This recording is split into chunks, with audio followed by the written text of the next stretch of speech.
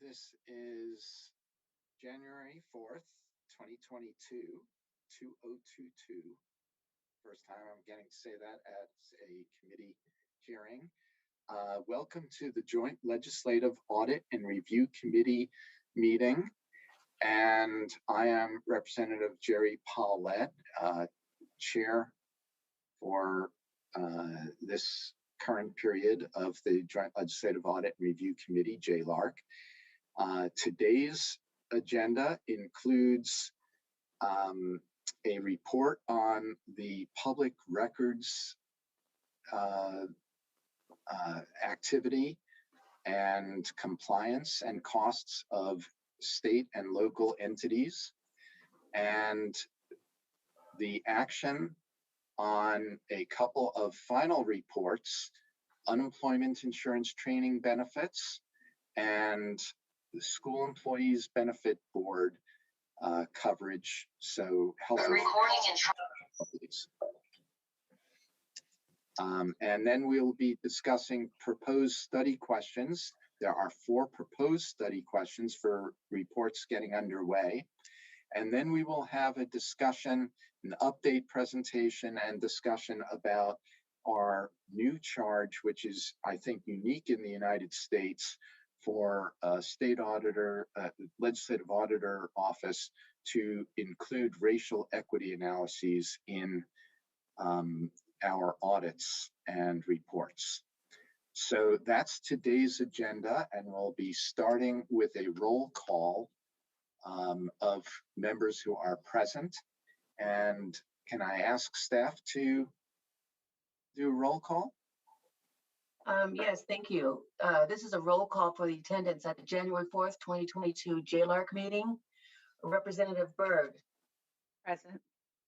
Representative Fye. Present. Representative Frame. Present. Representative Gaynor. Present. Senator Hasagawa. Here. Representative Hoff. Here. Senator Lovelet. Here. Senator Mullet. He'll be joining us in a little bit. Representative Orcutt.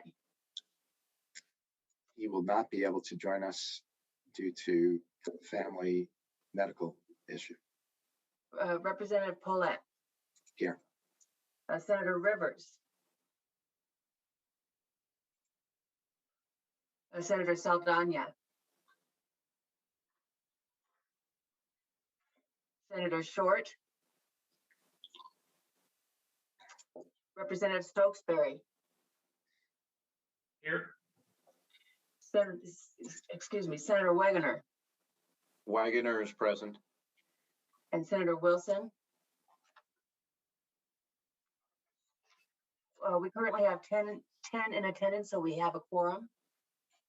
And Senator Wilson will also be joining us. She was on the executive committee call and told us that she would be joining us a little bit late. Thank you for doing the roll call. We do have a quorum, and I want to welcome all the members and thank you so much for being willing to start 2022, second business day of the year, with a JLARC meeting and to conduct our business before the session begins. It's really valuable, and thank you so much for making time today. I know everyone is really frantic getting ready for session, so thank you all very much. And with that, our first item of business is approval of the December 1, 2021 meeting minutes. Would anyone like to make a motion in order? And let me just remind people that please mute when you're not speaking, of course. And if you wish to ask a question, use the raise hand feature and I will ask you to unmute and speak. And Keenan, our legislative auditor, is helping me keep track of that participants list. Senator Wagoner. Mr. Chair, I move to approve the minutes. It has been moved. Do I have a second? Please just. Second. Thank you. Anyway, on those Don't worry about raising your hand. Thank you. So it's been moved and seconded. Thank you, Senator Loveland and Senator Wagner. Any discussion about the minutes? All in favor of adopting the minutes, please say aye. Aye. Aye. Are there any opposed to adopting the minutes? Any abstentions? Please report that the minutes were adopted unanimously. And second item is I'm going to turn it over to Keenan to introduce our newest staff addition. Keenan? Thank you, Mr. Chair, and good morning and greetings and Happy New Year to all the JLARC members here. I'm really pleased to introduce to you a new addition to the JLARC staff. We've hired Vivian Chen to be one of our research analysts. And if I'm not expecting her to say anything, but if she could there we go, turn her video on and wave, and so you can connect the person to a face. And Vivian comes to us after several years as an analyst and researcher in OFM's forecasting division. We're really excited to have her join us, especially in light of some of the upcoming racial equity work. She has a PhD in educational policy studies and demography from Penn State. And we're just really pleased to have her be joining the office to help all of you out on this work. And you'll hear a little bit from Vivian later, as she's going to be helping do one of the presentations later on the agenda. So please join me in welcoming her. And thanks, Vivian, for being part of the team. And indeed, welcome, Vivian. Look forward to having your expertise, which is very impressive. With that, shall we move to the public records reporting for 2020? And let's ask committee members to, if you have a question on a slide that's a clarification, go ahead and raise your hand. If it's overall comments or questions, or it can wait, I'll call everyone after we've gone through the presentation. Good morning, Mr. Chair, members of the committee. My name is Ashley Elliott, and I'm here this morning to present the public records reporting performance metrics and data. And as a reminder, this is not a performance audit, but rather the result of an ongoing data collection effort that was mandated by the legislature. And this is the 2020 update. Today, I'm going to cover some background on this data collection effort, our reporting rates, the overview of the mandated metrics, and where you can find all of this information online. So in 2017, the public records reporting requirement was established by the legislature. There were some adjustments made to the performance metrics themselves in 2019. And agencies that spend over $100,000 fulfilling public records requests are required to report to JLARC. Data this year allows for comparison of 2018, 2019, and 2020 reporting results. JLARC staff identified 2,440 agencies that may be subject to the reporting requirement. Of those, 895 agencies reported information to JLARC, 232 of which reported data. Another 663 reported that they were below that $100,000 required reporting threshold and did not submit data. And we did not hear from 1,545 agencies. Of those 1,545, about 82% of those agencies had operating budgets that were under $10 million. So if they spent up to 1% of their budgets on public records requests, they would not meet that required reporting threshold of $100,000. So the reporting rates among agency categories did vary, with state agencies, cities and towns, and higher education institutions having the highest reporting rates. And then we had lower response rates from county government agencies, school districts, and special districts. And again, of those that we did not hear from, it's unknown how many should have reported and did not, but we believe it's likely that many that we did not hear from did not meet the required reporting threshold. So as I mentioned, there were 15 required reporting metrics. JLARC staff has grouped these into 6 like categories, and you will find these categories in the report. They are requests received and closed, response time, clarified, abandoned, or denied and abandoned requests, response format, cost and time, and legal claims. And I'm just going to go over a few of them today in this report and show you where you can find the rest of the information online. So for the requests received and closed, all of this information that you see in the yellow boxes today is for the 232 agencies that submitted data between January 1st and December 31st of 2020, so the calendar year. So agencies reported receiving almost 22,000 requests that were already open on January 1st, 2020. So agencies had almost 22,000 requests that were already open on January 1st, 2020. They reported receiving just over 336,000 requests in the calendar year 2020 and closing over 322,000 of those requests. And then you can see below in the gray 2019's numbers. And just as a reminder, 2019's numbers are for the 208 agencies that submitted data in the calendar year 2019. So there is a difference in the number of agencies that submitted. Okay, and then the response times for 2020, agencies reported closing just over 176,000 requests in 5 days. They reported providing estimates for another 159, almost 160,000 requests. So those would be requests that they would need more than 5 days to close. And they reported an average of 17 days to close requests with a median time to close requests of 5 days. And just as a reminder, median is that half of those requests were closed quicker than 5 days, and then half of them took longer than 5 days. And here are 2019's numbers for comparison as well.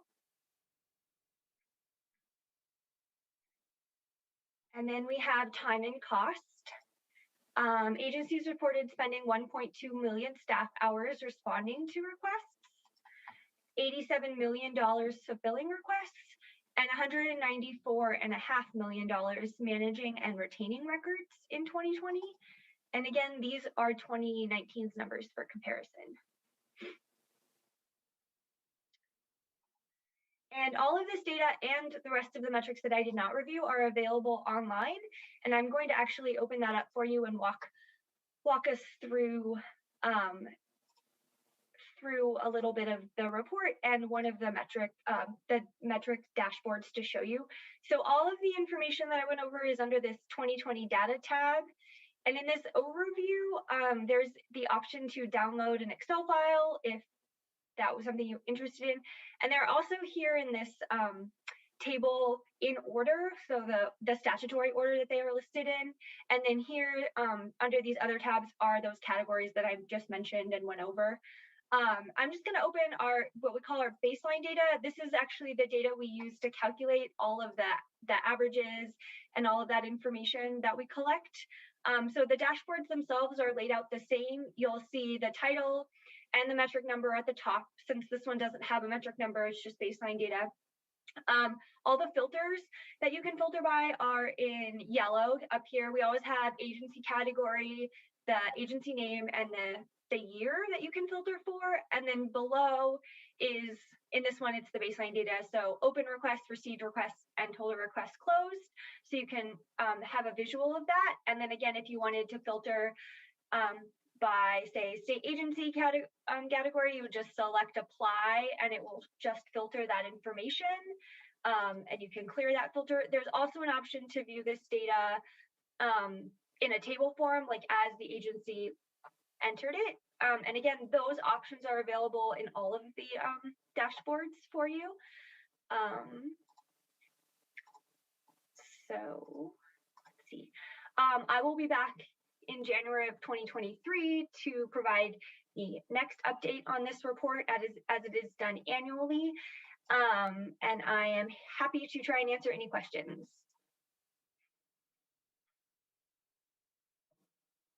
Do we have questions? I want to make sure everyone has a chance before I ask a couple. So Representative Gaynor.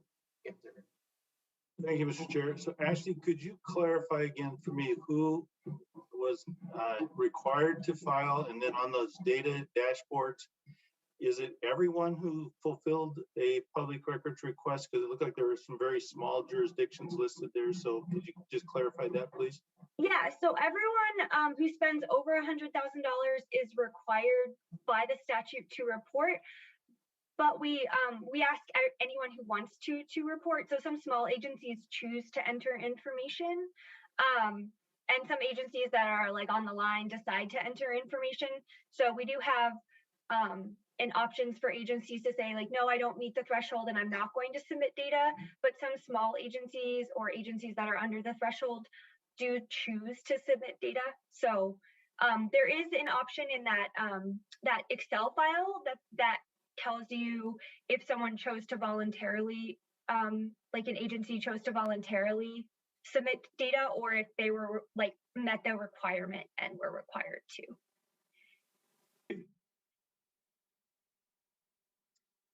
Are there other questions? I want to thank you for the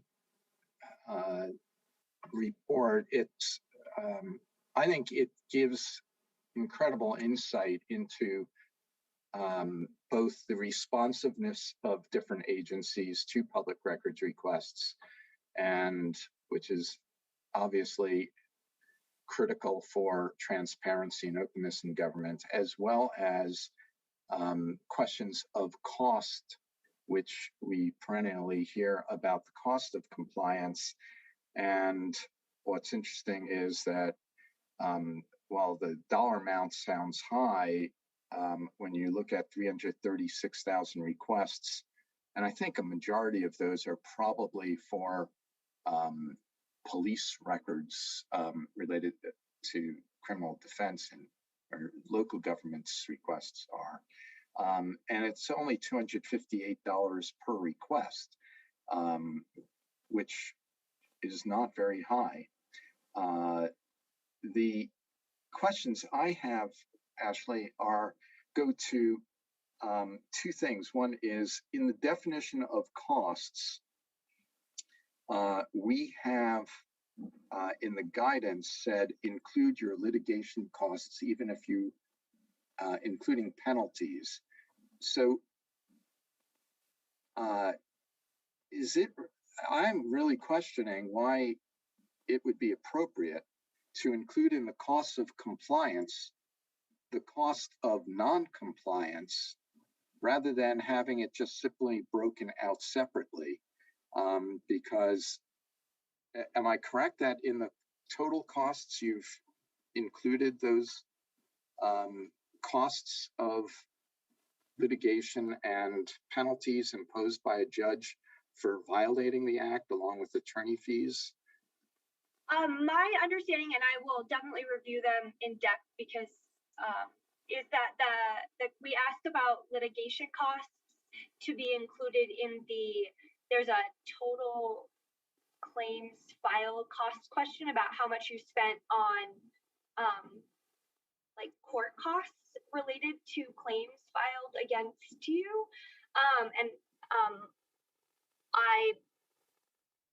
My recollection is that we asked about litigation costs under that one, but I could be misremembering. So I'm definitely happy to review and see if I got that one wrong. And that's definitely something we could review now that we're a few years out into collection. We could definitely review that. I'm looking at the defining cost metric 10 time estimates, which are the basis. Time estimates should include time spent responding to requests, of course, and time spent on public records litigation. And if you're spending time, which is money, on litigation that results in a court saying you violated the act, and we're basically inviting people to say their costs of noncompliance are a driver of claims that they're spending a lot of money. And I think that it's that we should really examine that. The second question I have to do is, have we had any discussions with the state auditor's office to include in their audits of all agencies if they have properly reported to JLARC if they are under or above the $100,000 threshold? We do not do any follow-up on self-reporting. So the only follow-up that we do is if we don't hear from them. I do use tools that the state auditor provides to look at their last reported expenditure costs. So that includes I'm thinking of Lyft, and that's the wrong term, but the state auditor has a tool. There's some other tools that I use online that are referenced in the report to find their last reported expenditures, but so far we do not have a process to audit the self-reported status of agencies. So instead of us auditing it, and the state auditor's office is very proud and should be proud of having reduced the number of unauditable agencies in local, especially special purpose districts in the state, from hundreds to, I think, 4 or 8 in the past year following legislation we've passed. But they are doing audits that include looking at a number of items related to public records or openness. And we could easily ask them, I would think, to ask if in their audit, if an agency is reported to or failed to report to us, but they are shown to have spent over 100,000 and should be reporting. That makes sense? Yes, it's something that we can look into. Yeah, I mean, if they can't do it, then they can't, but it would just be something helpful. And the final note is If I that, could add something to that, Yes, Representative. If it's, we definitely could pass that on as an idea. One thing we do want to make sure we understand is we do get a lot of great assistance from the state auditor's office about outreach to, especially to all the local governments. They've been very helpful in including communication about the reporting requirements in some of their outreach, and that has definitely spawned a lot more reporting. So, but we can also send along your suggestion as well. thank you. Senator Hasagawa, you have your hand up. Oh, thank you, Mr. Chair. So I was just curious about, we hear from local governments about how costly it is. I was just wondering if you had an idea of how many FTE that amount translates to, or whether there's any anomalies, like whether a small jurisdiction, a small city might have a disproportionately large number of requests, and how they meet that. Do we give them funding to deal with those issues? So we don't calculate FTEs. I could look into it though for you to give you a better context for some of the numbers. If they're a super small city or local jurisdiction, we might not have their information just because they might not have reached the threshold to report. And some of the super small jurisdictions, even if they did have an abnormally large amount of requests for 1 year, might not have the capacity to engage in the additional work that the reporting would require. But it's definitely something we could look into and see what the data tells us for you. I'm not trying to create more work for you. I was just curious. Yeah. I would point out if you go to the dashboard on staff hours spent responding to records requests, there's an incredible breakout that it would allow you to do that, Senator Hasagawa. It's really cool, interactive graphic, and you can see it for staff hours per request across higher ed institutions, school districts, etc., or you can do it by then break out by different entities. It's really terrific report. Thank you. And do we have any other questions or comments from any members? Hearing none, let's proceed to the next item on our agenda, which this is the public records report is not an action item. We are now going to go to an action item, which is to whether we approve for distribution the report on the unemployment insurance training benefits program. So Ryan, would you please present the report? And we have available to respond to the report and answer questions. And I may get some names wrong here, but Cami Feek, Commissioner with Employment Security Department, Nick Demerici, Director of Public Affairs, ESD, and Ben Hainline, I hope I didn't mispronounce your name, Ben, Internal Auditor with ESD. So again, if you've got clarifying questions, raise your hand, and then we'll take questions after we ask the agency reps to respond. Okay. Good morning and Happy New Year. I'm Ryan McCord, staff to JLARC, and I'm presenting our proposed final report of our evaluation of the Unemployment Insurance Training Benefits Program. So you probably remember we presented the preliminary report at the December JLARC meeting, and the legislative auditor concluded that ESD's administration of the training benefits program complies with statute. However, the program caused most participants to earn less than their peers over time. So this is actually an ongoing assignment for JLARC. Statute requires us to evaluate the program every 5 years, and we published our last report in 2016. So the legislative auditor has one recommendation. Because the training benefits program is not meeting the legislature's stated objective to enhance participants' earning power, the legislature should consider eliminating or modifying the program. And of course, we asked the agencies that are affected for their response. So the Employment Security Department, State Board of Community and Technical Colleges, and Office of Financial Management said that they partially concur with the recommendation. And I'll elaborate on that towards the end of my presentation. So beginning with an overview, the training benefits program is available to certain eligible people who are receiving unemployment insurance.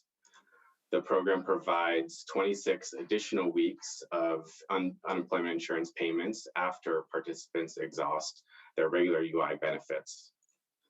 The participants must enroll in an approved training program, and they must maintain satisfactory academic progress. Unlike regular UI claimants, program participants do not have to search for work while they're enrolled in the program. And the law that created the program lays out 3 objectives. The first is to make retraining available to unemployed people whose skills are no longer in demand. Second is to target training to high demand occupations. And the third is to enhance the earning power and marketable skills of participants. And in our evaluation, we found that the program achieves those first 2 objectives. However, it does not enhance the earning power of participants. So we found that the structure and implementation of the program meet those first 2 legislative objectives. The Employment Security Department ensures that applicants meet eligibility requirements and that they select training programs that will lead to occupations that are deemed high demand. And the department ensures that participants make satisfactory progress in their programs. And they do that by requiring participants to submit periodic progress forms signed by the training program administrators. ESD implemented most parts of the recommendations in our 2016 report, including improving guidance to partners like the WorkSource system and establishing quality assurance review of their eligibility decisions. So then I'm going to spend the rest of the presentation discussing that legislative objective to enhance participants' earning power. ESD, in coordination with us, conducted a net impact analysis designed to evaluate the program's effect on participants' earnings. And we contracted with an independent economist who stated that she had a high level of confidence in ESD's methods and results. The analysis found overall that the program caused participants to earn less than their peers. So on average, all groups of participants who entered the program after 2003 earned less than their peers. The chart that you're seeing on the screen here shows the cumulative difference in earnings between participants and the non-participating peer control group, with that zero line representing the control group. So each line here represents a group of participants that enrolled in the program in one calendar year. The overall trend is that participants forego roughly $40,000 in earnings during that 1 to 3 year training period. And then after the training period, most of the groups do not earn more relative to their peers. And so that means the cumulative difference that you see on the chart here either stays negative or for some of those groups grows more negative. The 2004 and 2005 groups have done better than others, but they have not caught up to their peers after 13 and 14 years of earnings history. In our 2016 recommendation, we recommended that ESD explore why some participants earned more than others. ESD did that, and they found that younger and lower income participants did better. Of the participants younger than 36, 54% earned more than their peers, and they earned an average of about $240 more than their peers per year. And that's in contrast to participants older than 46, where only 10% earned more than their peers, and they earned $16,500 less per year compared to that peer control group. The average age of participants overall in the program is 41 years. ESD's analysis also concluded that participants with lower wages prior to enrolling in the program were more likely to experience better earnings outcomes. So overall, ESD concluded that the program caused participants to earn an average of $3,621 less per year than their peers. And again, because that analysis shows that on average, the program is causing participants to earn less than their peers, the legislative auditor recommends that the legislature consider eliminating or modifying the program.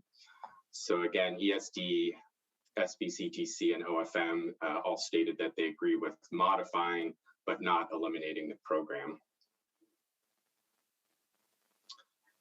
So as I mentioned earlier, this is an ongoing statutory assignment, and we are scheduled to deliver another evaluation in 2026. You can find the full version of our report, as well as written and video summaries on the JLARC website. And as you mentioned, Mr. Chair, we have the Commissioner, Cami Feek, and two of her staff are in attendance today. And I'm happy to try and answer any of your questions now. And they're in attendance to also make a statement and answer any questions. Thank you. Let's hear from Commissioner Feek first, and then we'll open up for questions. Excellent. Good morning, Mr. Chair, members of the committee. As you know, my name is Cami Feek, and I have the honor of serving as the Commissioner for Employment and Security Department. And we really appreciate the opportunity today to speak regarding the audit of the Training Benefits Program. we absolutely concur that the legislature should consider modifying the program, although we do recommend that it not be eliminated.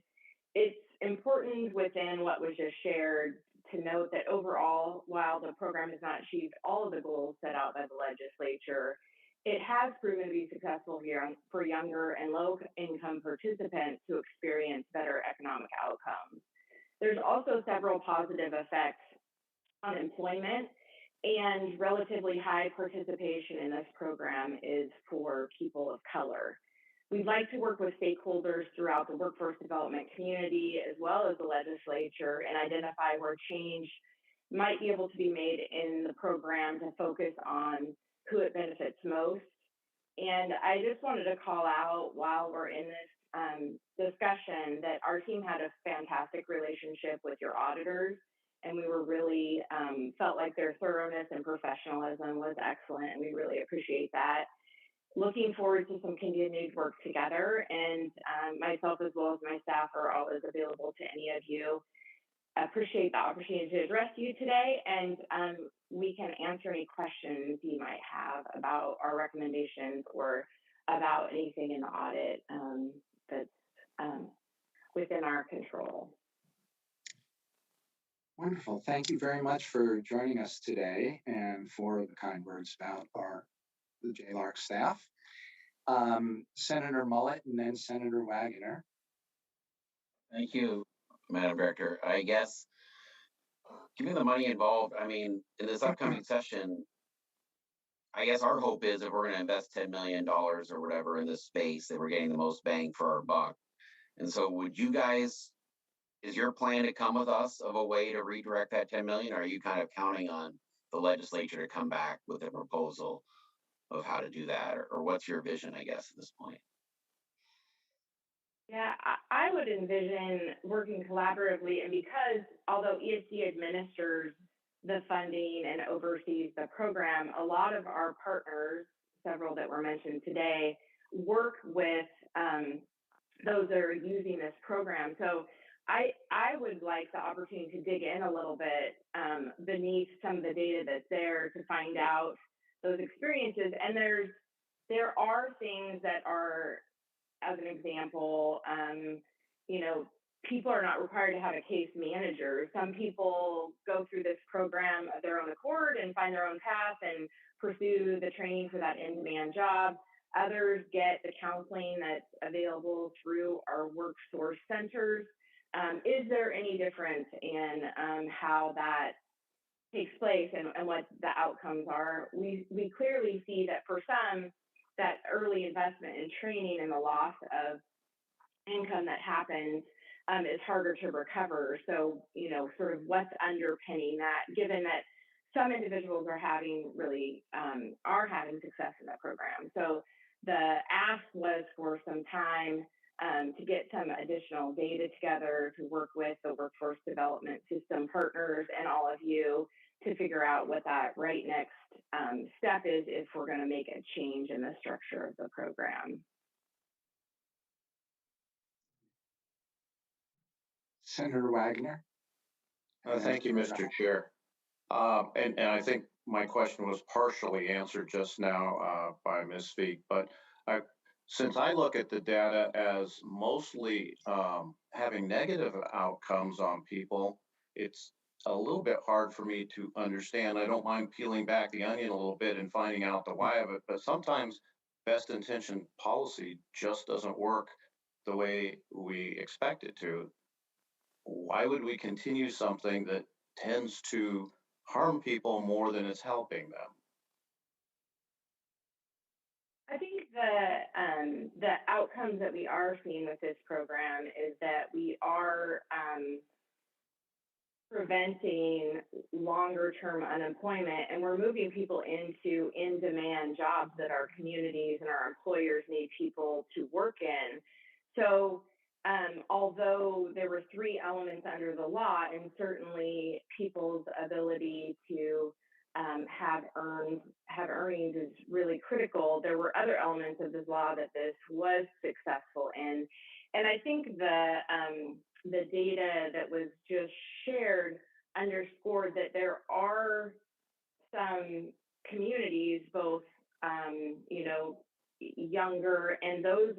lower incomes to begin with that are having positive outcomes. And so to completely eliminate the program takes the opportunity for those lower income individuals that are having positive outcomes to get trained in an in-demand field, to both help our employers and our communities and themselves. So it wasn't across the board the same kind of impact.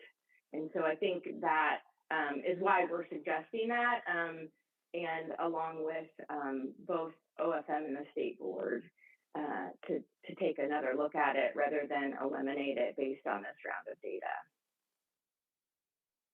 Thank you. Senator Hasagawa. Thank you, Mr. Chair. So I just want a definition of who do you consider peers that you're measuring the benefit recipients against? Is it the people, presumably to apply for these benefits, they're in a position where their jobs are going away, is that right? To qualify, so Right. rather than being laid off, they're looking for training in a new field. So are you measuring against the average wages of those who are also being laid off and the drop in employment within that industry? Because it seems like that would be a critical criteria to measure against. I can address that, and then Cam, if you have anything to add. So the method that ESD's economists used was to match each participant since the beginning of the program to a very similar peer in the general unemployment insurance population recipients who did not participate in the program. And one of the characteristics that they did match on was the prior occupation. So it might not be 100% match, but most of those participants, because of the size of that potential control group, the whole unemployment population, they could generally find people who are very similar in terms of prior occupation, prior earnings, other labor market characteristics. Could I ask a follow-up question, Mr. Chair? Yes, indeed. Yeah, so one of the flaws, it seems like, that may be addressed is the issue about not having income during that training period, although they do get unemployment benefits. So are apprenticeship training programs included in this data? And I guess that's the question. And can we use the program for that purpose? As far as I know, there's whether a participant went into an apprenticeship program was not one of the data points used. So I think the answer is no. There of course, yeah, are a lot of opportunities for people who do training benefits or not to participate in apprenticeship programs. But I think in terms of the econometric model that ESD used, that was not featured. Thank you. Representative Berg and then Representative Hoff. Thank you, Mr. Chair. And I think my question is sort of in line with my colleagues. I'm really struggling with continuing a program that really sounds like it's on the backs of folks who can least afford it. So the metrics that are working are great, but the part that's not working, it almost seems as though we're going to allow folks to continue to lose money and lose pace income-wise with their peers so that we can figure it out and how to get it right. So I guess almost to Senator Hasagawa's point about apprenticeship programs and other programs that we can actually right now be putting folks into, but also I think I would like a little bit more data or a little more context around the fact that it's working for low income and marginalized communities, because for me, it's almost a but for type question, would they be participating in something else like a more advantageous internship program or apprenticeship program, but for the fact that ESD has this available, which in effect is costing them money. But again, my big concern is trying to figure out how to get something right while folks are actively losing money on the proposition.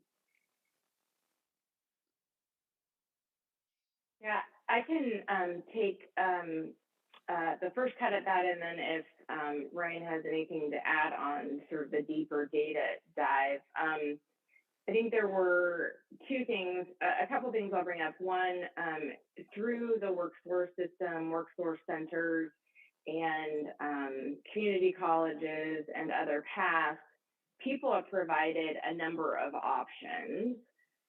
It is not an automatic into this program. People are given opportunities to pursue a variety of paths.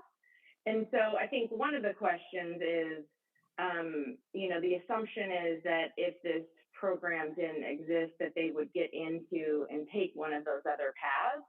And I'm not sure that that is an assumption that we can sort of make universally. So I'm not, it's not clear from this data that they're doing this because nothing else is offered or in place of, if that is helpful. So they get a variety of paths and opportunities through the WorkSource centers. And that's part of what I was saying earlier about counseling versus non-counseling. Some people do find this program all of their own accord without that assistance. And so is there a factor that we could build in that would help with getting sort of that wide array that you're talking about of options and paths for people? Because there are individuals that just, are offered this through the unemployment insurance program when they qualify and take it without also taking the counseling that's offered in the WorkSource center path. So I think there's opportunity there.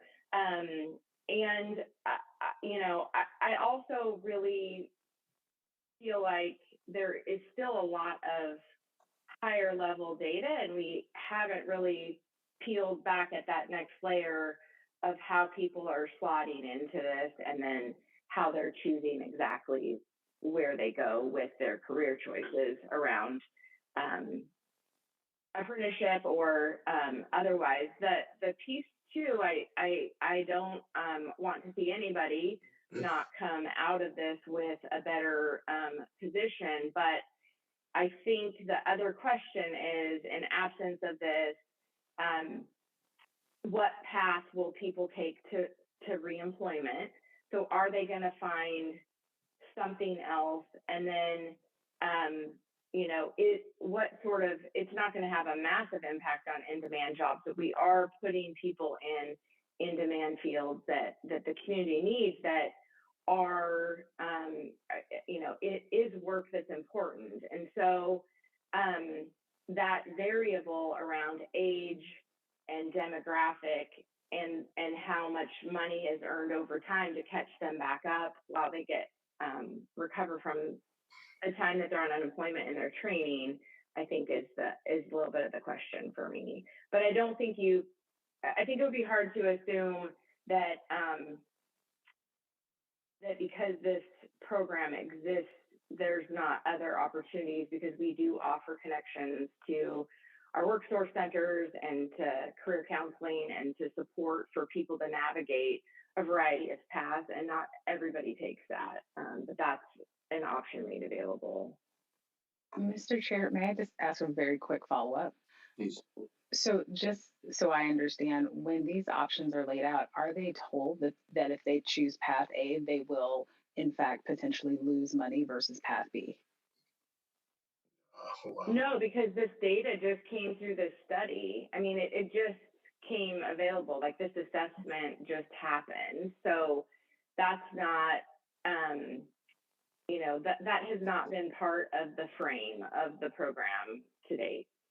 And we are talking about data that and a study that just concluded.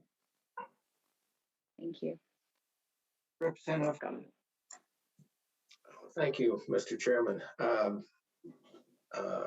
Commissioner Feek, that your last response cued another question, but coming back to my first thought, I'm struggling with connecting the dots between additional training and reduced earning power.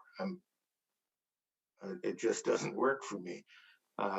So the challenges that that have been discussed regarding measurement, I think, is important. How do you really, key on the specifics between the peer group? Senator Hasagawa discussed this, and the training that you offer. I think I would also recommend that you take a look at the training, all of the curriculum and the effectiveness of that. I'm kind of, again, wondering if indeed the effectiveness of the particular curriculum is adequate to bring these people up to speed. But you just mentioned that this information just kind of became public, essentially. The study was just completed. I'm struck with what kind of response you get from the students or the people that are trained. Do they come back to you and say, hey, I appreciate,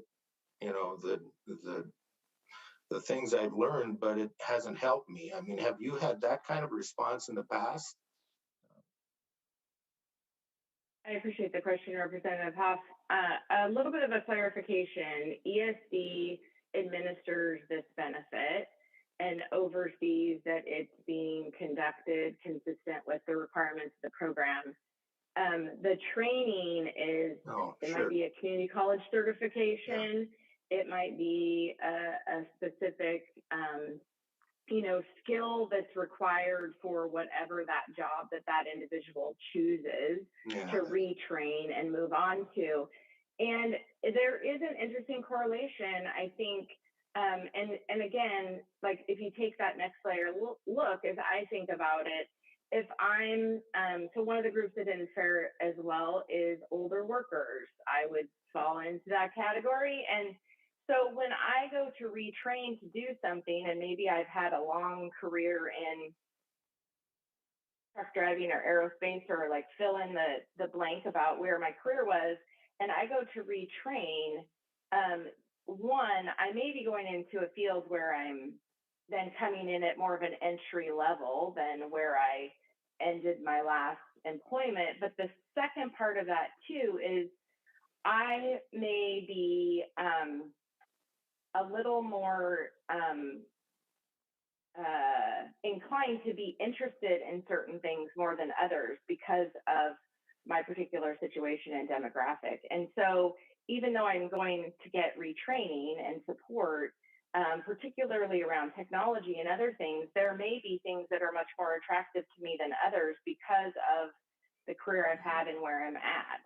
And so that age and among other things is one of the things where I'm like, I do want to talk to those people and find out if they're happy with the income they have and the careers that they have and the jobs that they have when they went through that retraining. And there's not a formal path right now where we really bring that part back in. And I think that is part of, it would be part of that next layer of data that could be very interesting in framing a final decision about adjustments that could be made to the program, or if there is, this is something that needs to be ended. And that's just the point that I was not articulating very well earlier, is that question, I don't feel like we have good data to answer. Are people feeling good about the program that they went through and where they ended up in their ability to support themselves and whomever else they need to support with that work, and are they happy with that work? To my knowledge, and again, like I'm not the deep expert within our agency, and I could ask others, but I don't think that part of that feedback loop we have. Oh, good points all. ESD is simply the administrator of the kind of the benefit side, and I would just encourage digging into the training kind of regimen and those that conduct that training. Maybe there's a disconnect somewhere there, but thank you, Mr. Chairman. Well, we're out of time, but Representative Huff, your comment question goes to a real big concern of mine that comes out of our joint, at least sitting on the College and Workforce Development Committee. And I guess because we're out of time, what I'd like to ask is if the commissioner would be willing to share with us and relevant committees a plan on what you will be doing to change the program and what you will be assessing. And one of the key things that I was concerned about, having raised this years ago about this program, and then again when we heard the proposed report, that there is a disconnect with not using the incredible dashboard that the Workforce Training Coordination Board and Community and Technical College System have, that shares every training program and certification program, evaluates its cost, its efficacy, debt, placement rate. It's nationally recognized. Workforce Board is asking us to put more money into it, and the WorkSource program does not use it or require counseling to ensure that someone chooses a program if they're interested, for example, in a health-related field with high demand. They might choose a for-profit institution that has a 25% placement rate versus a community technical college shown on the dashboard as having a 75% placement rate and much higher average wage. So that's the type of thing I'd like to ask that you share back with us. You know, there are also questions about whether childcare access is an obstacle, and if you could share back what you'll be evaluating and share that with the jurisdictional committees in the legislature, I think that'd be very helpful. Absolutely. I would be happy to do that, Representative Paulette, and I will just put in a plug that I'm a huge fan of CareerBridge, and as someone on the Workforce Board will have full support for that package to make those improvements. So I'd be happy to do that for sure. This one of my concerns is that it is not being utilized in the WorkSource program, and that counseling. So if you can show us with evidence that counseling and use of those tools will make a difference, I think you will change minds here. Thank you very much for spending time with us today. With that, a motion is in order to approve the report for distribution, the Unemployment Insurance Training Benefits Program proposed final report. Would someone care to? So moved. Thank you, Senator Mullet. Is there a second? Second. Is there discussion about adoption? And remember, there are no comments proposed on the report. And this is for us to publish the report as presented to us. Any discussion?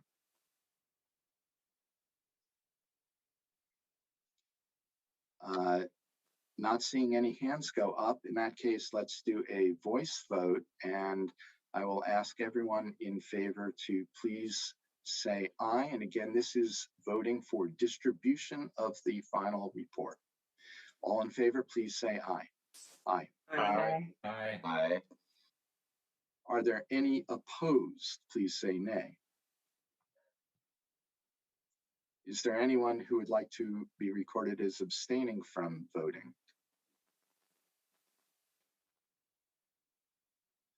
By your vote, the motion is adopted to approve for distribution the Unemployment Insurance Training Benefits Program final report. And thank you, everyone, for being engaged so deeply in the discussion about it. And I think you'll look forward to seeing a response plan from the commissioner. Our next action item is the School Employees Benefit Board coverage. And Melanie and Stephanie will be presenting to us. And let's go straight ahead. All right. Good morning, Chair Paulette, members of the committee. My name is Melanie Stidham, and I'm joined by my colleague, Stephanie Hoffman. We are presenting the proposed final report for the School Employees Benefits Board coverage. We presented the preliminary report to you at the December meeting, and this is going to be a much shorter version of that presentation that just focuses on our key findings. The legislative auditor has concluded that the percentage of school employees eligible for health benefits through SEB increased to 77%. On average, districts reported paying an estimated 31 to 44% more per month under SEB. Ongoing data collection of information in this study would require changes to agency reporting requirements. We were directed to collect data on school employees and their eligibility for health benefits over 2 school years, 2018-19 and 2019-20. SEB went into effect partway through the 2019-20 school year. Our report includes data on number and types of employees by ranges of hours worked, their eligibility for health benefits, the number that waived their medical coverage, and the amounts that districts paid for those employee health benefits and the amount of state funding. And we also have a discussion on ongoing data collection by Office of Superintendent of Public Instruction, or OSPI, and the Healthcare Authority, or HCA. All of this information is available in the report and in interactive dashboards. In this presentation, we will focus just on the findings related to the conclusion and the legislative auditor recommendation regarding ongoing data collection. For this study, we reached out to all 295 school districts, and ultimately we were able to use data from the 212 districts that you can see shown in blue on this map. Districts within the study reflect the variation in district size and geographic distribution across all 295 districts. I will now look at how eligibility for health benefits changed under SEB. Prior to SEB, 68% of employees were eligible for health benefits, and under SEB, that increased to 77%. Looking at just full-time employees, there was little change between the 2 school years. The blue bar represents the number that were eligible in 2018-19, and the yellow bar represents the number that were eligible under SEB. And looking at the gray boxes to the right, we can see that in 2018, 94% of full-time employees were eligible, and under SEB, 100% were. When we look at the part-time employees working 630 hours or more, we can see there was a much larger change between the time periods, increasing from 70 to 97% eligible. And for part-time employees working less than 630 hours, there was a slight decrease in the number of employees eligible for health benefits. Now we'll summarize what we learned about how much districts paid and how much the state provided in funding for employee benefits. On average, the 212 districts reported paying an estimated 31 to 44% more per month for SEB benefits than they paid prior to SEB. And we identified 3 factors that contributed to the cost increase. The first is a higher monthly employer rate that each district pays per eligible employee. And under SEB, this is a comprehensive rate that includes all benefits and administrative fees. Second is expanded eligibility. And third is that districts pay the full employer rate for part-time employees rather than a prorated amount. Districts reported that their largest percentage increase in monthly costs was for part-time employees, and districts saw an increase in costs for both part-time staff working under 630 hours and those working 630 hours or more. While the percentage increase was greater for part-time employees, the greatest dollar increase was for full-time staff because that group makes up the largest portion of district costs. In addition to costs, we looked at state funding under SEB compared to the prior year.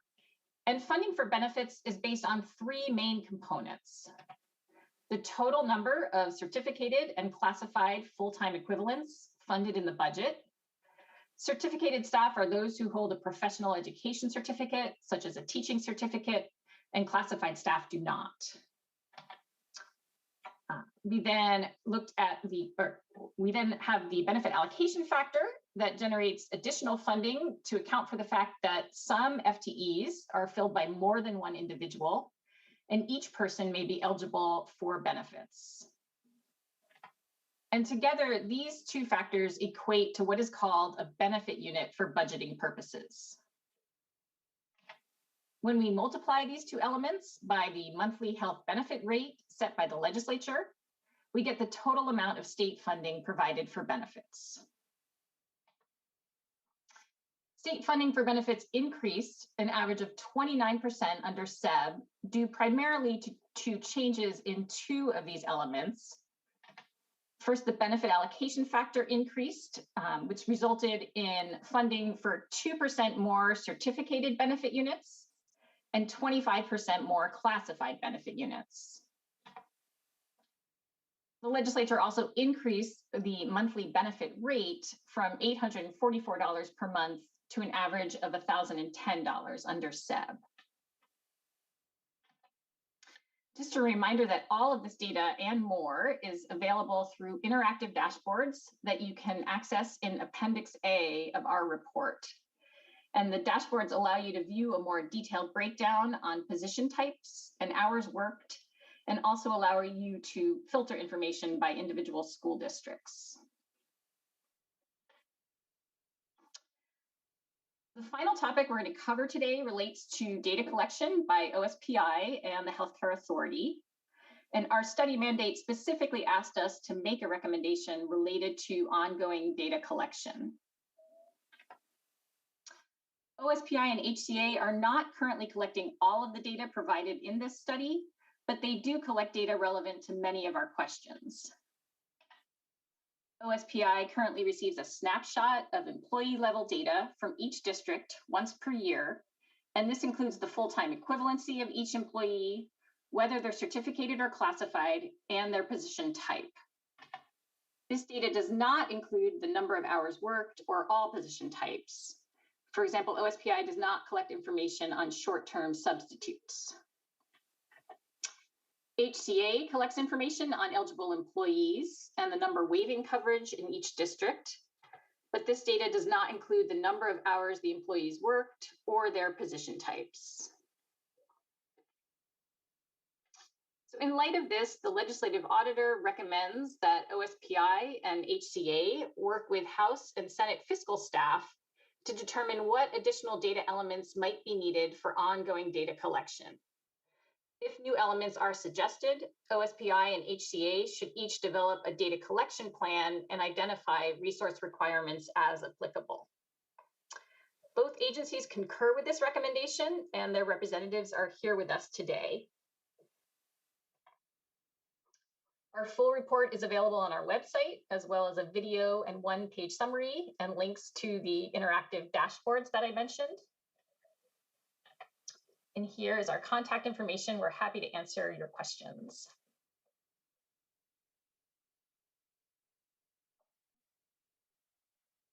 Thank you.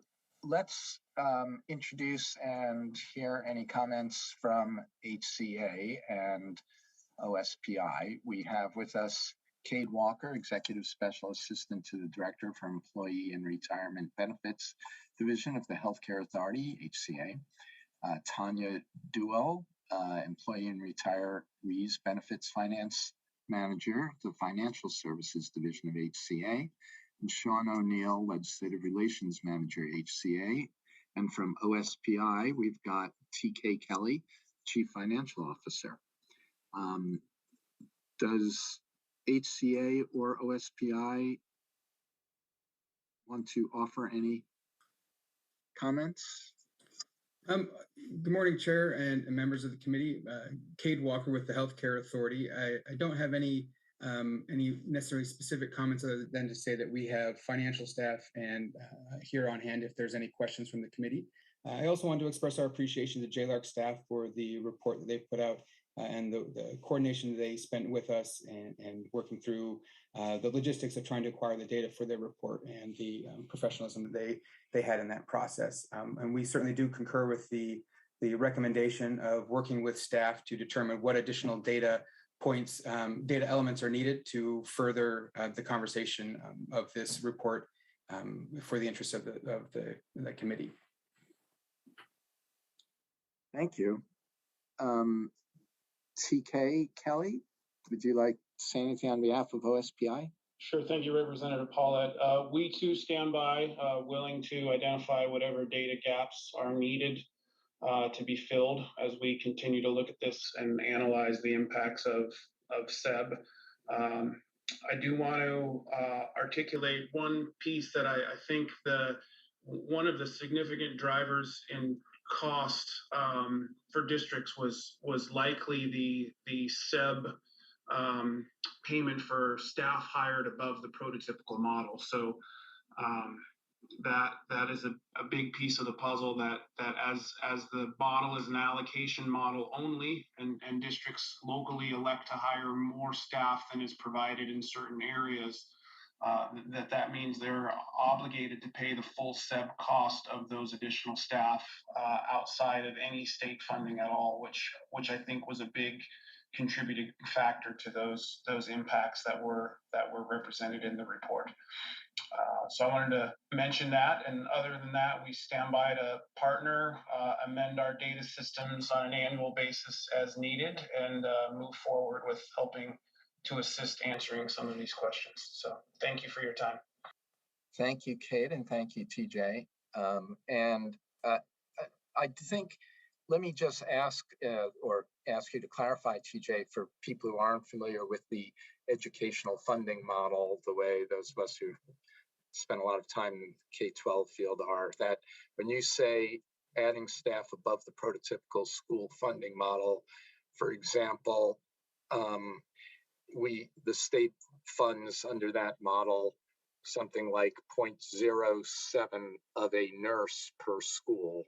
And if the district wants to have even a half-time nurse per school, that's out of their own pocket. Yeah, correct. So to keep it pretty simple, if the prototypical school model allocated one teacher FTE for 30 kindergartners, and it's a much better ratio than that. So let me back up. The state prototypical model allocates one teacher FTE for 17 kindergartners.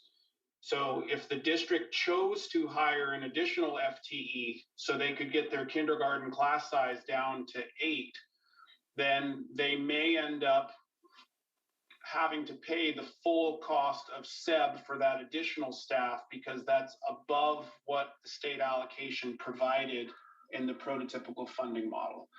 So there are a lot of different decisions that districts can make at the local level to adjust their staffing to meet the local needs of the community that they serve. And part of those decisions sometimes result in hiring staff beyond what the funding model provides. A more realistic example is the school nurse one.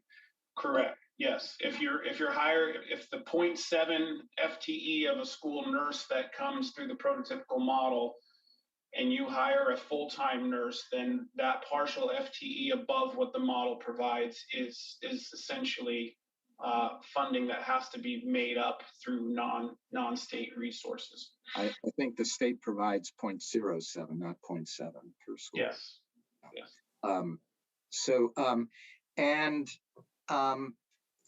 Does OSPI have any thoughts about, given the incredible shortage we have today on substitutes, and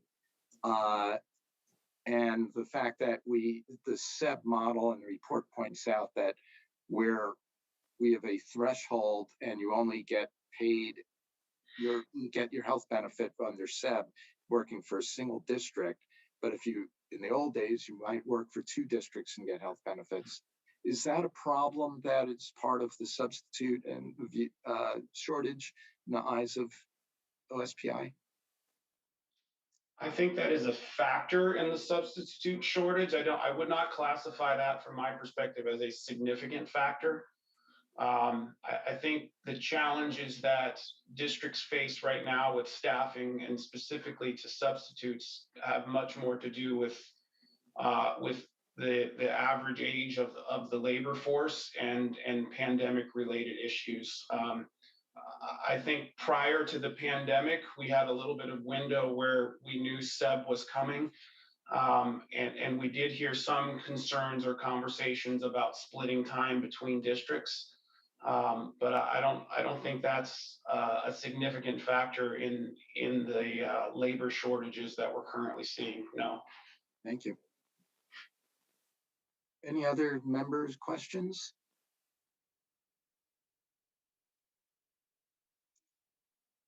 Thank you very much for appearing, and thank you for our staff for the presentation.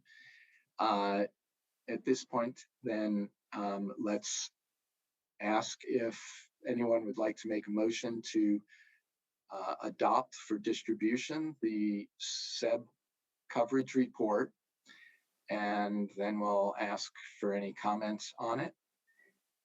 Do we have a motion for adoption?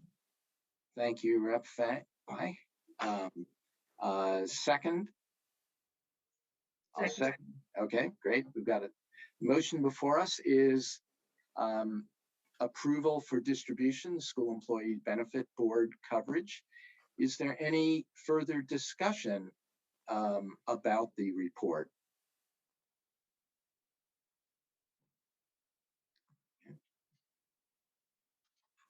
I think this is going to be very helpful for us in terms of budget and educational issues. Want to thank all the parties for participating in it. And with that, all in favor of final distribution, please say aye. Aye. Aye. Aye.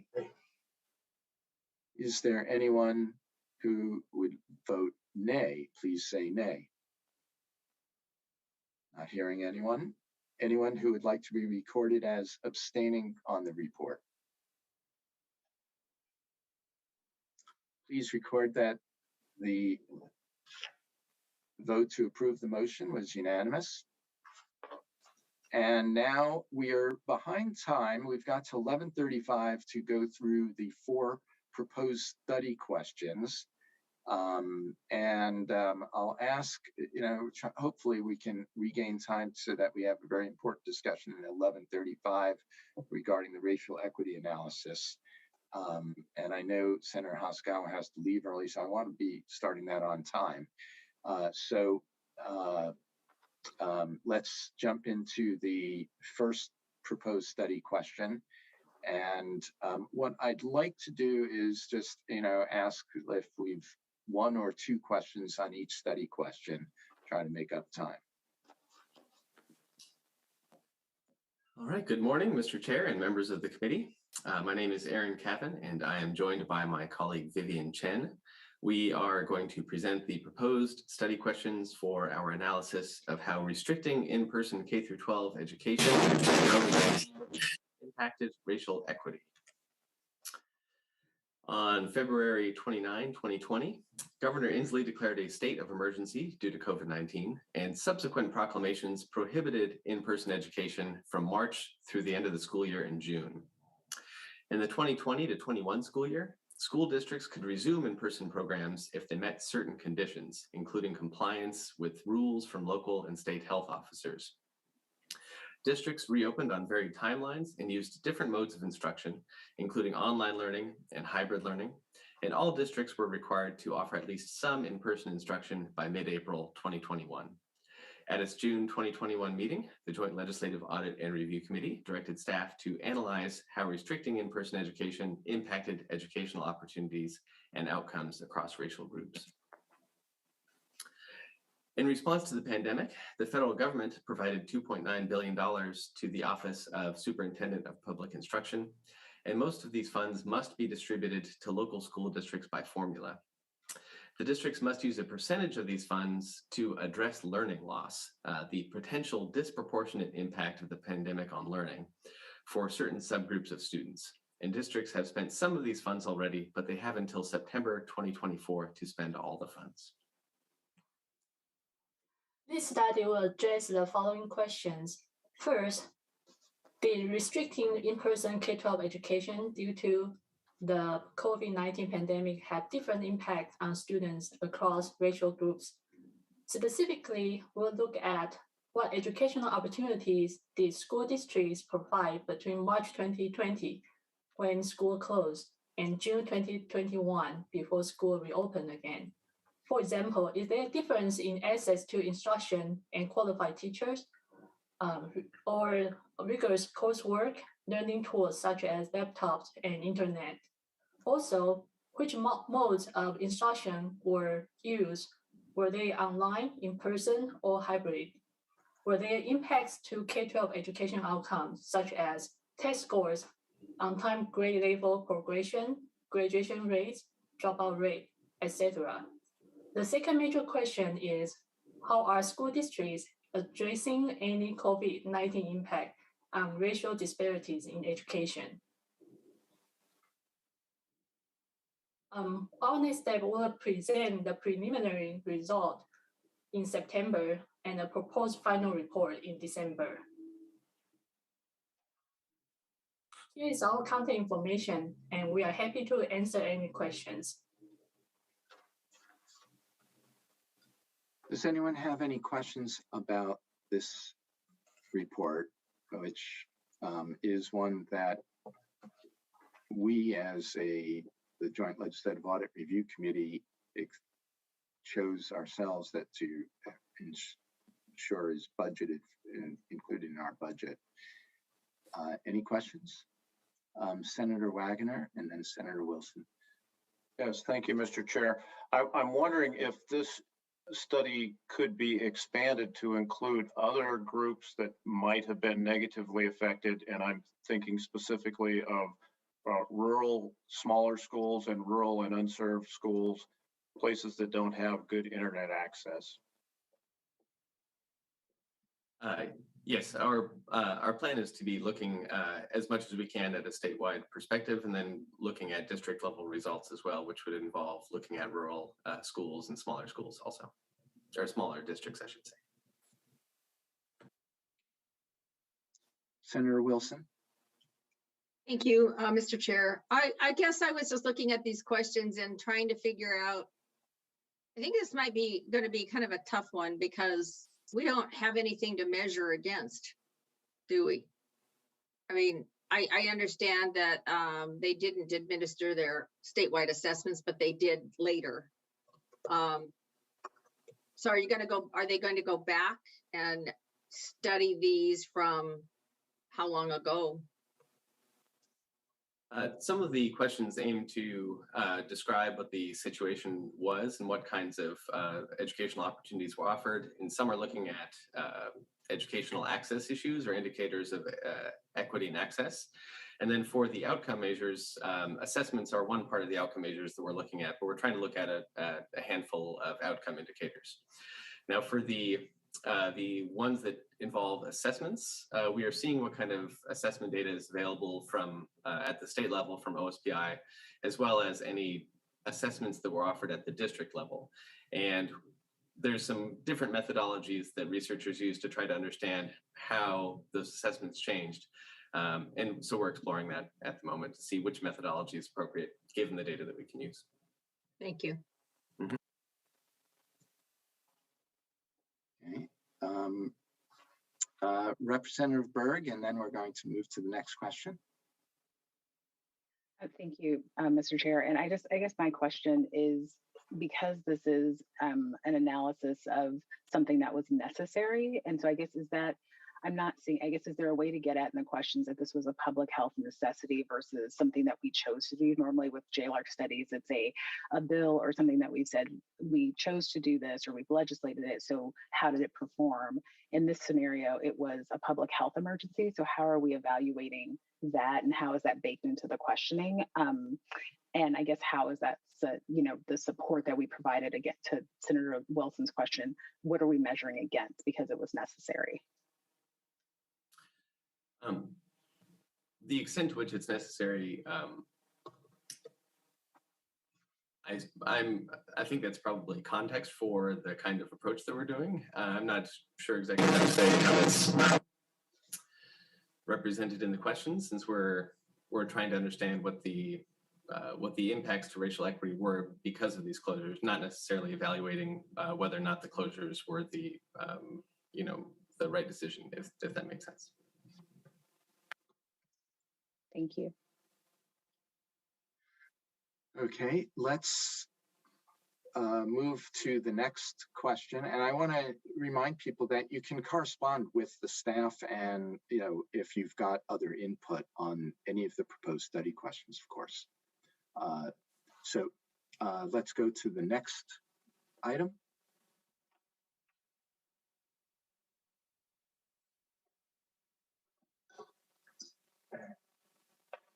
Chair Paulette, members of the committee. My name is Zach Freeman, staff to JLARC. I'm presenting our proposed study questions for our review on leasing state-owned airspace to a regional transit authority.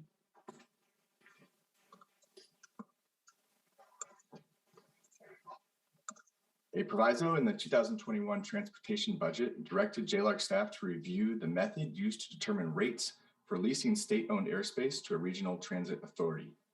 And Sound Transit is the only such authority in the state. Highway airspace is defined in statute as the property located above, at, or below the highway grade line. And airspace leases are similarly defined to include the rights to the land and the airspace above it.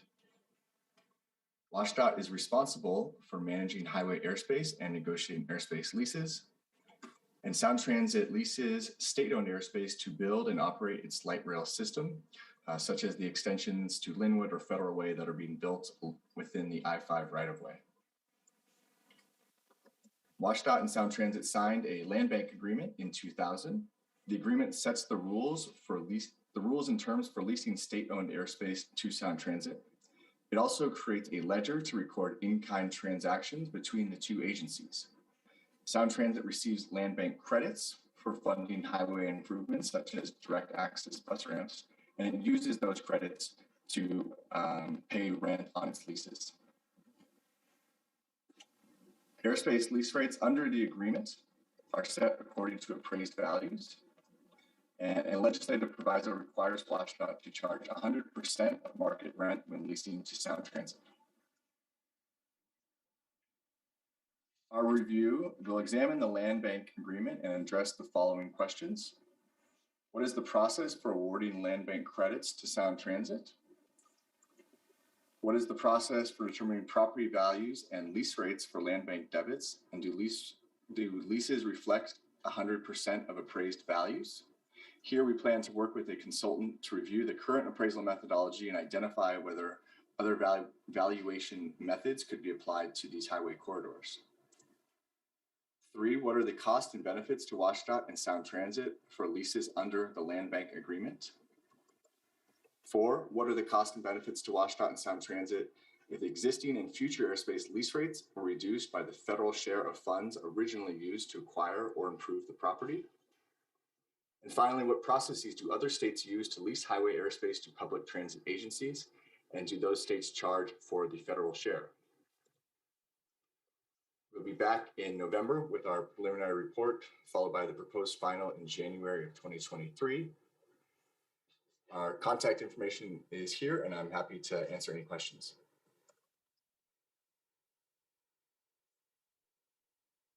We have a question from Representative Fye. Thank you, Chair Paulette, and obviously this is a particular interest to the Transportation Committee. The way in which you look at highway property is an interesting set of situations because the value of the property is somewhat limited by the fact that you can't use it for much else then. I mean, the property surrounding it might be very valuable, but the property that is owned by WashDOT is really not commercially available, so to speak. right? We're not in the situation of putting commercial facilities on WashDOT right away. So I just want to call that to your attention that it's a little bit of a trickier thing in terms of determining the market value of this, because really there isn't a whole lot of uses that could be made of this property other than using it for transportation purposes. I think that's something we've definitely heard as we've started our process, and something we'll be exploring ourselves, and as we work with a consultant to review, what's the current appraisal methodology, and what are some alternative ways that it could be done, given some of those considerations you mentioned. Thank you. We have any other questions? Let's move to the next proposed study.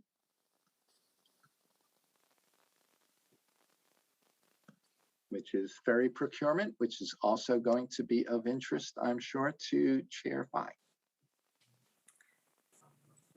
Good morning, Mr. Chair, members of the committee. For the record, I am Rebecca Connolly. I am staff to the committee, and today I am presenting the proposed study questions for our upcoming review of the state ferries procurement and cost estimating practices as they relate to the new hybrid electric Olympic class ferries. We'll start with some background. In January of 2019, State Ferries published its long-range plan. This plan, which goes through 2040, proposed increasing the fleet from 23 vessels to 26, and at the same time, it suggests shifting the fleet to be primarily plug-in hybrid electric vessels. The 2019 legislature passed a bill that authorized State Ferries to extend a contract with a company called Vigor. The original contract with Vigor was signed in 2007, and under it, the company delivered 4 ferries between 2014 and 2018. The contract extension allows Vigor to design and build up to 5 Olympic-class hybrid electric ferries, and the intent of that contract extension was to save time and money compared to the cost of rebidding the contract. In 2019, the legislature appropriated $188 million for the first of the 5 hybrid electric vessels, and that estimated cost to design and build the ferry later increased by $35 million. The current transportation budget directs JLARC to review the design-build contracting process for the new hybrid electric ferries. The proviso requires that we evaluate State Ferries' cost estimation and cost management practices for the first vessel and make recommendations to benefit all 5 hybrid electric vessels. So we have hired a consultant with expertise in marine vessel design and construction, and we will be working with them to answer the questions you see on the screen about State Ferries vessel contracting, cost estimating, and cost management practices. This includes evaluating what contracting methods Ferries uses for design, procurement, and construction. How do the Ferries design and construction cost estimation methods align with best practices and other standards? What factors are driving the ferry's cost estimates, and are they accurate? And how do they compare to those from other domestic shipbuilding programs? And finally, looking at what cost management practices does ferries use in its contracts. Our preliminary report is due in October of this year, and we'll be bringing a proposed final report in January of 2023. Our contact information is here, and I'm happy to answer any questions. Do we have? Not seeing any questions so far. Anyone? Okay. Thank you very much, Rebecca.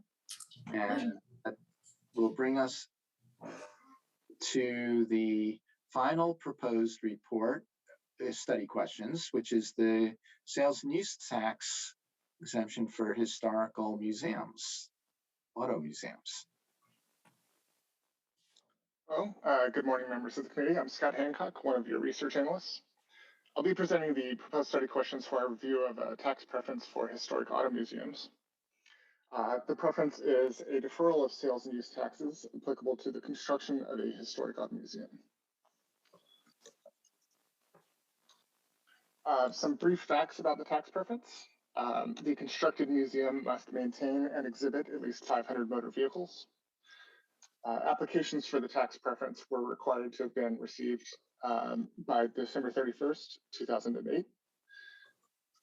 And repayment of the deferral balances were originally due to begin in the December 5 years after the museum became operationally complete.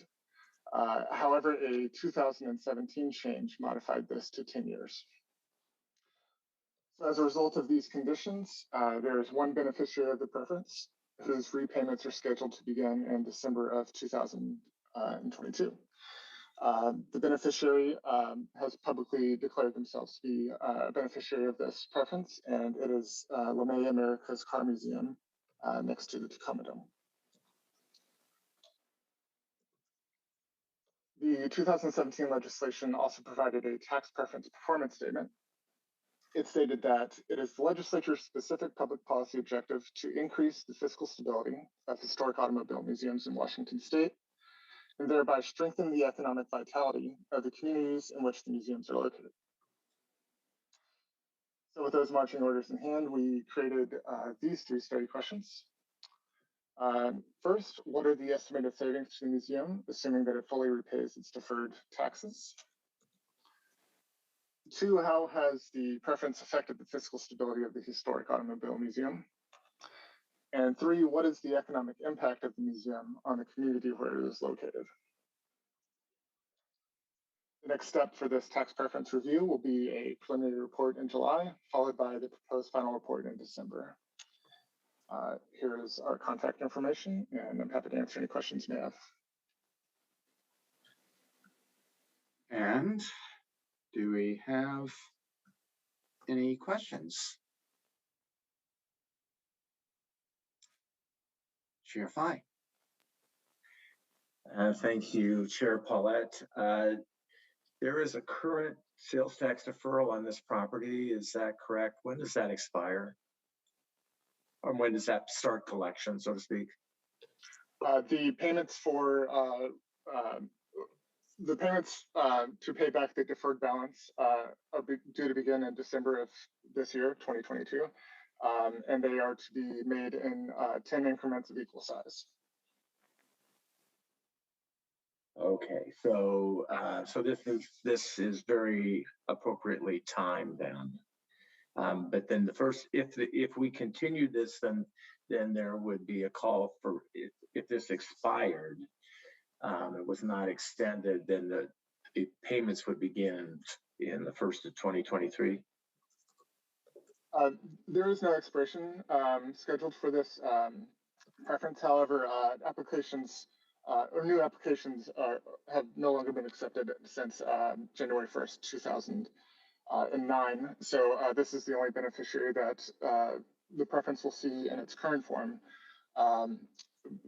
But due to the revision in 2017, the first repayment is due December of 2022, and then each December thereafter, the equal payment amounts are due after that.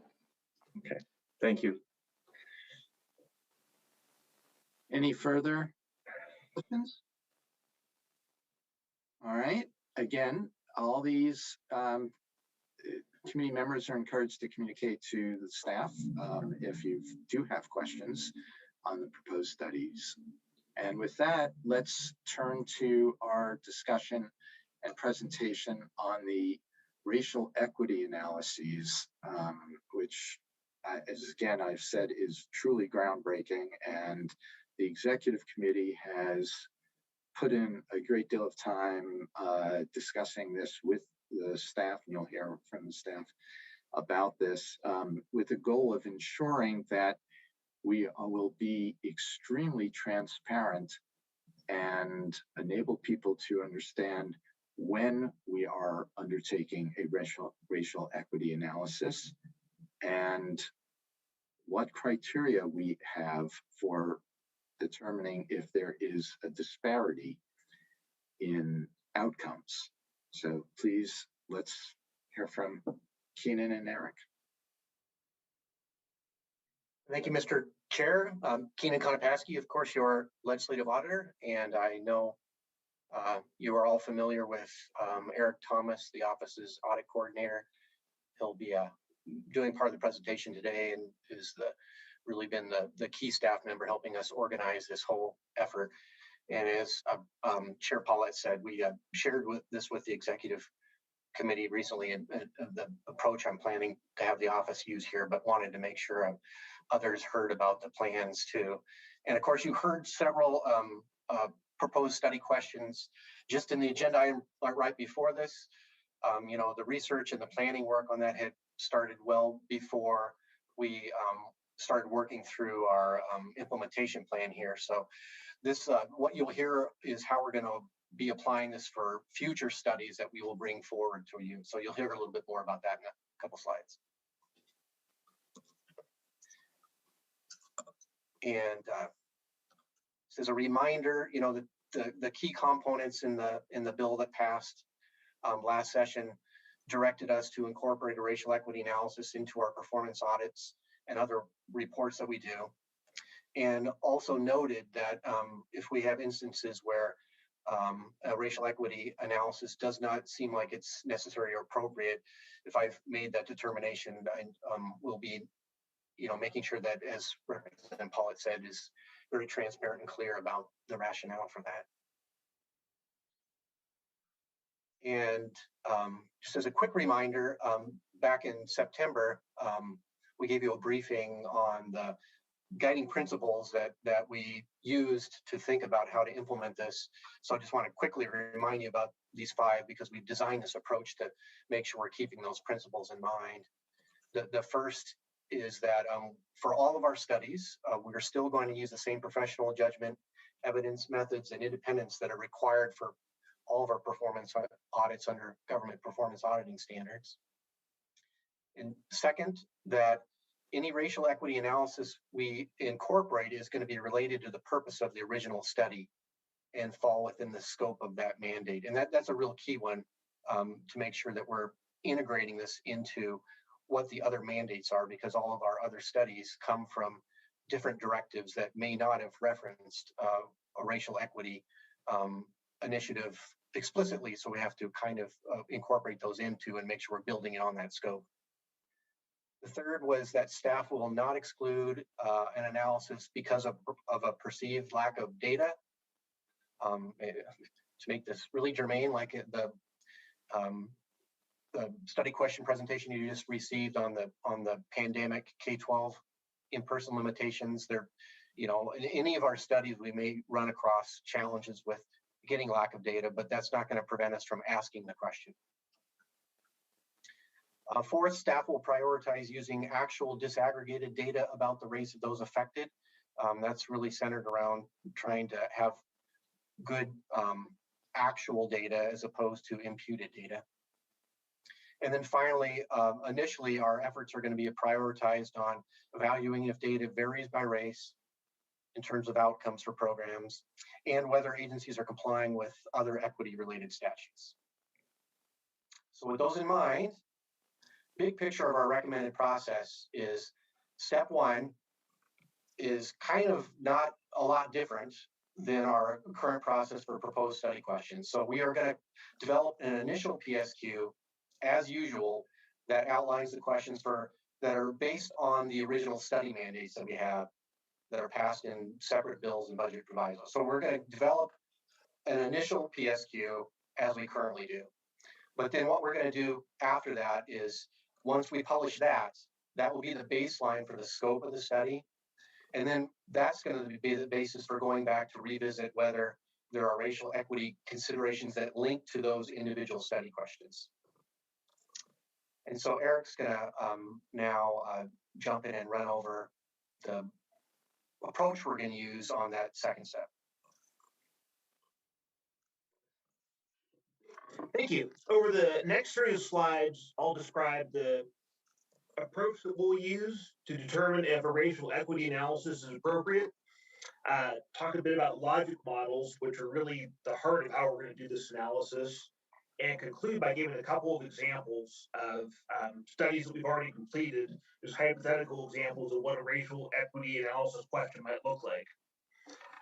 We can broadly characterize the approach that we plan to use as having 5 steps. And the first step, like Keenan said, is going to be consistent with what we're doing already. And that's going to be targeted interviews with key stakeholders, trying to learn as much as we can about a program and the study that we've been assigned.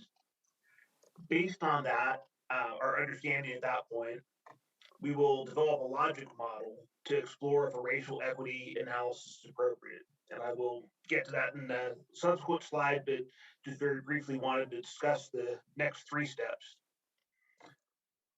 After developing a logic model, we'll review it with subject matter experts. This will be several of the same folks that we spoke to in the first step, but also be sure to include staff from the Office of Equity, as well as the statutorily defined ethnic commissions. So we'll be looking for their feedback to see if there's anything that we missed or anything that is appropriate to include. We'll then share our decision as to a racial equity question with the executive committee. And after discussion with the executive committee, we'll share the results with the full committee, and if applicable, update the proposed study question with a racial equity analysis question. So, logic models are a commonly accepted performance management tool that will help us identify whether or not a racial equity analysis is appropriate in a transparent manner. You might be familiar with logic models from some of the work that the State Board of Health does with its health impact reviews and health equity. This is something that the legislative auditors recommended that the legislature use in developing tax preference performance statements. But at the heart of it, what a logic model does is helps to identify the results that a program or policy is supposed to accomplish. So it starts off with what is it that a program is supposed to do, and then outlines steps to achieve an ultimate outcome. So many of these programs are going to have multiple objectives. This could have several steps, but just for the sake of simplicity, have one here.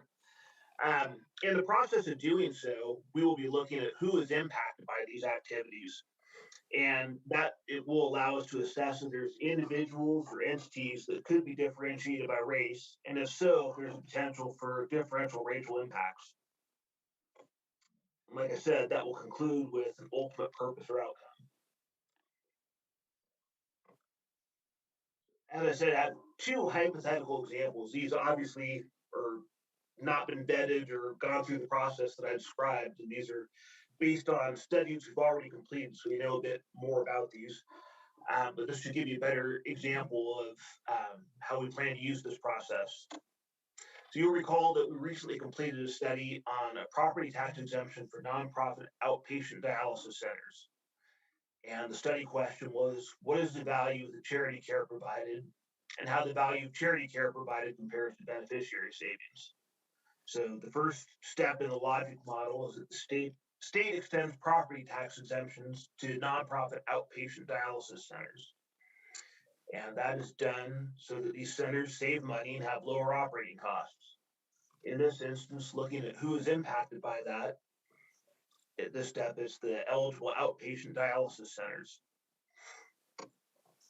And they are offered, or the intent of having lower operating costs is that so these centers can provide outpatient dialysis treatment without reimbursement. And here, thinking about who's impacted by that, patients needing charity care. So a potential question that could be derived from this is, what is the race and ethnicity of patients receiving charity care, and how does that compare to the population in need of care? The second example is the Healthcare Authority's Medicaid budget structure that we recently presented. The study question here was, how have changes in systems and service delivery affected HCA's budgeting and accounting practices? So the first activity is that the Healthcare Authority updates its chart of accounts to reflect changes in service delivery.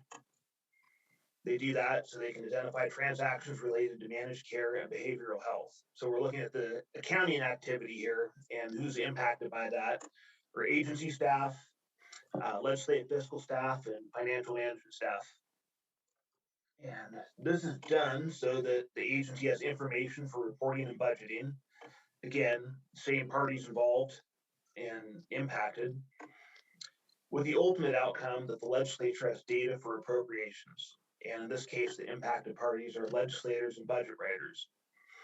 Because this is very, very narrowly focused on budgeting and accounting, in this example, racial equity analysis does not appear to be related to the original study mandate. So I'll conclude with next steps for implementation. This is the process that we will use for proposed study questions that are presented after today's meetings. So going forward, beginning in April. And I would note that this is a new process and we do expect it to evolve and change with experience. So we'll certainly be looking forward to your feedback on this. And that concludes my prepared remarks. We'd be happy to answer any questions.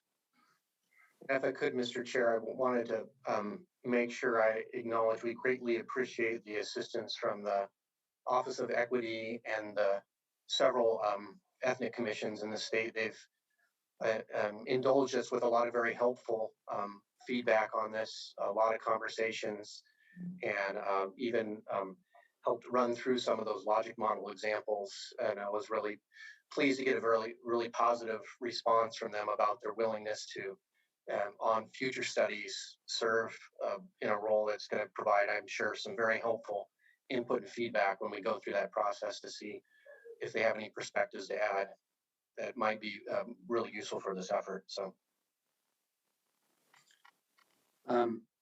do we have any questions about this groundbreaking process program?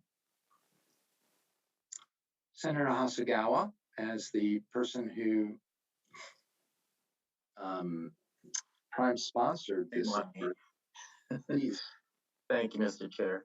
So, Keenan, I just want to say thank you for all your diligence and hard work in constructing a program that I think is going to be so valuable in the way we look at the programs the state funds, and staff too. You've been doing exemplary work, I think, in trying to pursue development of this program. One thing I wanted to point out is that oftentimes certified minority business enterprises are not even considered when some of these analyses move forward. So I just wanted to make sure that if and when it's appropriate, that you're also looking at how the state contracting operations or contracts are let out, that sort of thing. And secondly, in your logic model under the HCA, which is the one that I just happened to catch, I know that the original study question, how changes in the system and service delivery affected HCA's budgeting and accounting practices. Sometimes it's not apparent where the disparities, since they're so deeply embedded within the institutional cultures of a lot of these organizations. I appreciate the fact that you're consulting closely with the Office of Equity and Ethnic Commissions to maybe illuminate any blind spots that the committee itself might have regarding implementation of these programs. So thank you for all of that work, Keenan.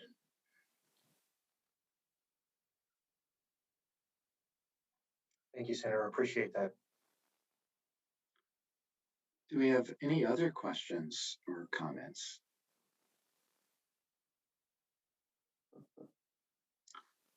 Again, I just want to say that I think we are going to more than meet the goal of having a very open, transparent system with very strong criteria that will be viewed as objective and will be clear for someone to say,